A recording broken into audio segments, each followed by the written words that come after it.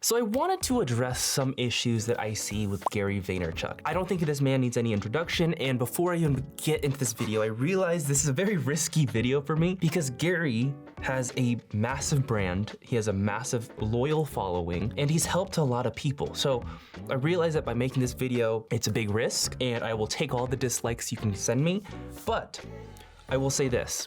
Before I begin, I'm actually a huge fan of Gary's. Like, Gary's helped me a lot with my social media, as far as like social media tips, advice, like that. And as far as just life advice in general, he's allowed me to realize that it's good to slow down, realize that I'm young, I got all this time. So like, and I actually read one of his books, Crush It or Crushing It, one of those. It was a social media book, and that was helpful too. So like, I support Gary, and I support the stuff he stands for mostly. But the thing you also have to know is, for anyone you listen to, any advice that you get out there, all of that person's advice, it's meant for a specific audience and it's meant for certain people.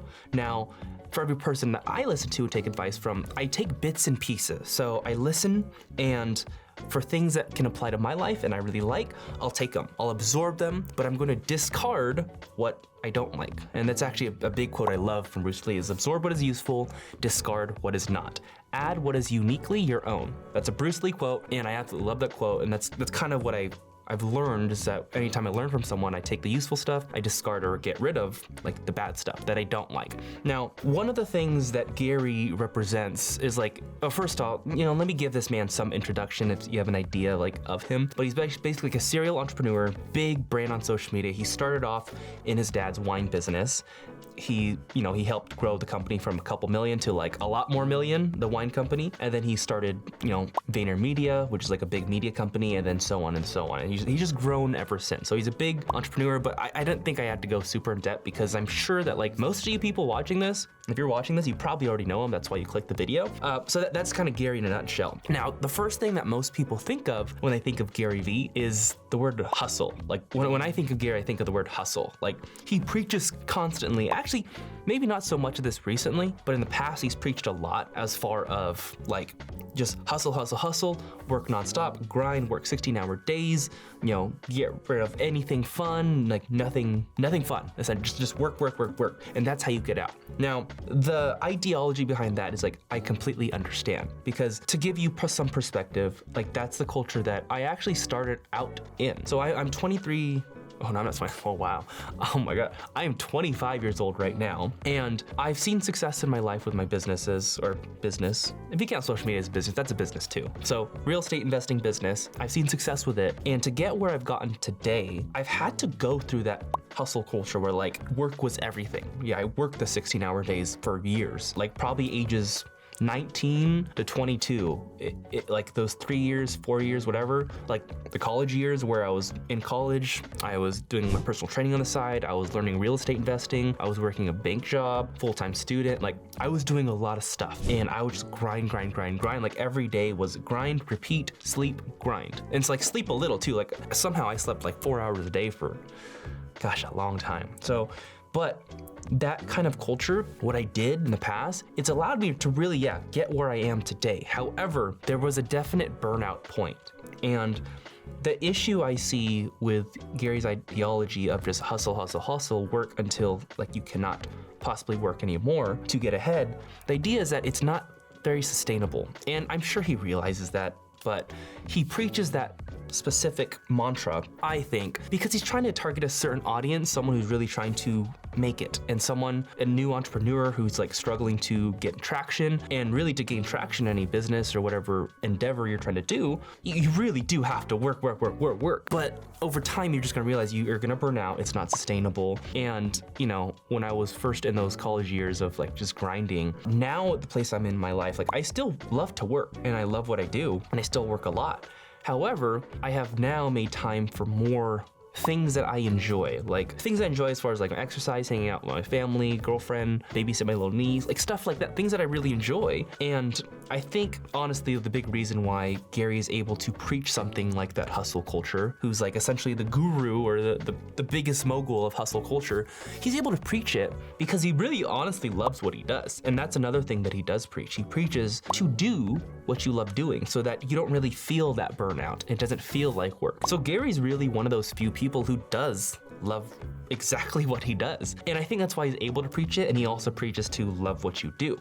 However, I'll say most people that are working don't love what they do. So it is important to find what you love doing, but just realize that if you're going to approach this hustle mentality of working nonstop and not sleeping, because this is stuff that he honestly preached for a long, long time. The reason I'm able to continue to hustle and do what I do is because I love it. So to me, hustle would be putting all your effort into achieving the goal at hand. And for me, that means making every minute count. You've lost your hustle because you really are not in tune to why you're doing it, right? You're just not in tune to what you're doing it.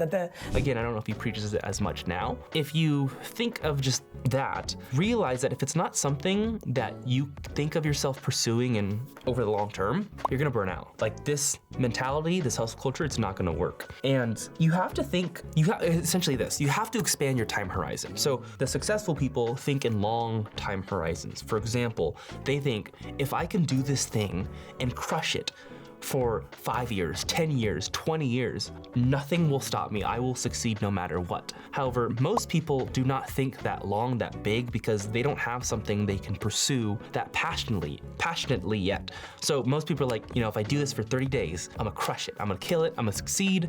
Like, it's the wrong mindset to have, in my opinion. In my opinion, if you really wanna succeed and you wanna guarantee your success, you choose to do something or pursue a career or something where you're actually passionate about or think you're passionate about, and just be relentless at it, just like Gary says, but also realize, like, if you're not passionate about it, the times where things get tough, you're gonna back out, you're gonna stop. When you're not feeling good, you're feeling sick, you're not gonna do the work that needs to be done because you're not actually passionate about it. So a lot of things that Gary says are very valid. However, I just think like the overarching idea of just hustle is I don't think it's sustainable, and I'm sure he realizes that himself. Do I believe that work ethic is a foundational piece of success? Yes, I do. Do I want anybody ever to work so much that they get depressed? Of course not. And I know why he says it, because he's hitting an audience. So like my content, for example, the stuff I make, and most of my content is not this about Gary Vee. Most of my content's about real estate investing and entrepreneurship. Like that's kind of what I teach in wholesaling. However, I thought it was just super important to be able to share with you like my thoughts on this, because a lot of my audience feels this pressure or this need to work super hard and outwork the next person and wear it like as a badge of honor of like, oh yeah, like I'm in the office at 3 a.m. Like look at me, I'm doing work. It's like, and believe me, I've been there. Like I've posted those stories on Instagram of like, I'm in the office 3 a.m. because I have been like that was my life, that was my culture. And it's not necessary. Like I will say that working that much, 16 hours, it's not necessary to succeed. I've succeeded well without working that much, although I went through periods and spurts of going that hard. I've seen other people who have succeeded with just working way less. Like, and honestly, over time, I've realized just right now that I've started to make more money working less. Like at first, I think it's important to know that when you're just starting, maybe you don't have a big money skill set yet, a skill set that can make you a lot of money just yet, then I think it is important to embrace that grind, but to also love the grind. And I also think that over time, as you develop more skills, as your thoughts change, as you work on your self-development, you work on your business savviness, you'll realize that you don't need to work as much to make as much money. Like you're gonna start to make more money working less, and it's just kind of a natural progression. But just realize that like there is no badge of honor of working too hard. It's really about like productivity and efficiency. So most people when they work, in my opinion, are not efficient at what they're trying to achieve. So I'm gonna give this in terms of like a real estate example, investing, because that's what I know, that's what I'm familiar with. But like most people are trying to find a real estate deal, like a house flip or a wholesale deal, something they can make like a lot of money on. Now, the one key metric that most people have to look at is how many offers did you make? How many offers on these homes did you make? And if you're not making enough offers, you're not gonna get the deal. So that's a metric you can look at. Like that's the one thing that'll make you productive toward your goals. And most new real estate investors who are starting out, they're not focused on that. Like they're literally focused on like their office space, setting up their LLC, which, it's important, but like other things, business cards, things that are not that important, where really they should be focused on like how many offers are they making to get a deal. And most of their days are spent with the extra stuff that's not truly productive, but it makes them feel good because they're working. And most people who say they're an entrepreneur or doing business are not actually doing business, they're just in the business, if that makes sense. And I think that no matter what industry you're in, you just really have to focus on being productive toward what you're trying to do. So if you're trying to achieve something, make sure you understand what are the key inputs or what are the key ingredients to getting this goal. And if you're not doing these key ingredients or key inputs every single day, you're not getting closer to this goal. So be efficient with your work and realize that it's not just about how many hours you work, but it's really about what you're doing during those hours. So that's my little spiel.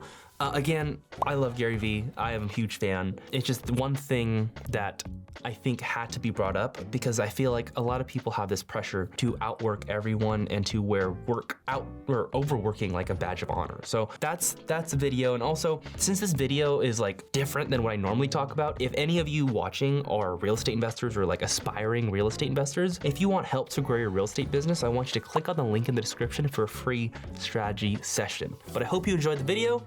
Peace.